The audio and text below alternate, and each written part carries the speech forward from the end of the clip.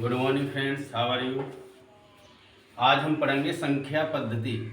और संख्या पद्धति में हम आज 5 तरह की संख्याएं पढ़ने वाले हैं।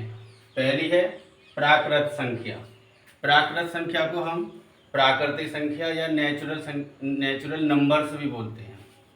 ये कौन सी होती हैं? ऐसी संख्याएं जिनसे हम गिनती करते हैं, और ये 1 से लेकर अनंत तक की जितनी भी संख्याएं होती हैं उन्हें हम प्राकृत या प्राकृतिक संख्याएं कहते हैं। जैसे 1, 2, 3, 4 डॉट डॉट डॉट अनंत तक जितनी भी संख्याएं हैं, इनसे हम किसी भी वस्तुओं की, किसी भी व्यक्तियों की भी हम संख्या ज्ञात कर सकते हैं कि वो कितने व्यक्ति हैं, कितने वृक्ष हैं, कितनी वस्तुएं हैं। तो हम इनसे ज्ञात करते हैं, 1 से आरंभ करते हैं और ये संख्या अनंत तक होती हैं। फिर है पूर्ण संख्याएं। पूर्ण संख्याएं और प्राकृत संख्याएं बस एक ही अंतर है कि इसमें 0 शामिल कर लिया जाता है।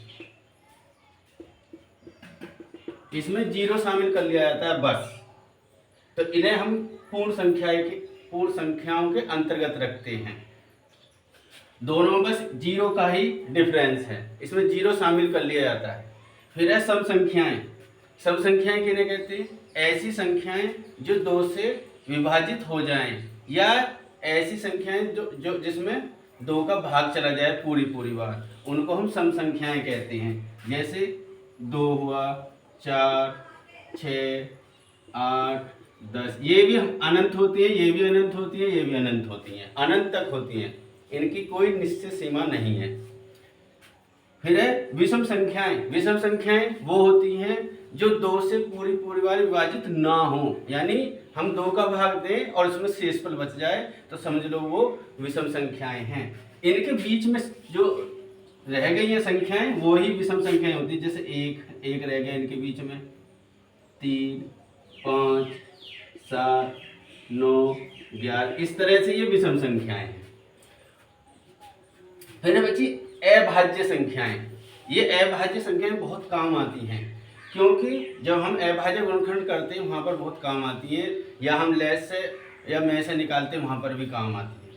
ये ऐसी संख्याएं होती हैं जो स्वयं को छोड़कर, एक को छोड़कर किसी तीसरी संख्या से नहीं कटती हैं, यानी कि किसी और संख्या का भाग नहीं जाता, या तो स्वयं का जाएगा इसमें या 1 का जाएगा। ऐसी संख्याएं भी किससे शुरू होती है? 2 से शुरू होती है। पहली संख्या, ये एक क्वेश्चन भी बनता है कि सबसे छोटी सम और अभाज्य संख्या कौन सी है, तो वो 2 है। फिर 3 है, 5 है, 7 है, 11 है, 13। इस तरह से ये भी अनंत संख्याएं होती हैं, इनकी कोई निश्चित सीमा नहीं है। तो आज हमने 5 संख्याओं के बारे में, यानी 5 प्रकार की संख्याओं के बारे में जाना। ऐसी वीडियो देखने के लिए मेरे चैनल को सब्सक्राइब करें, लाइक करें और ज़्यादा से ज़्यादा शेयर करें। थैंक्स।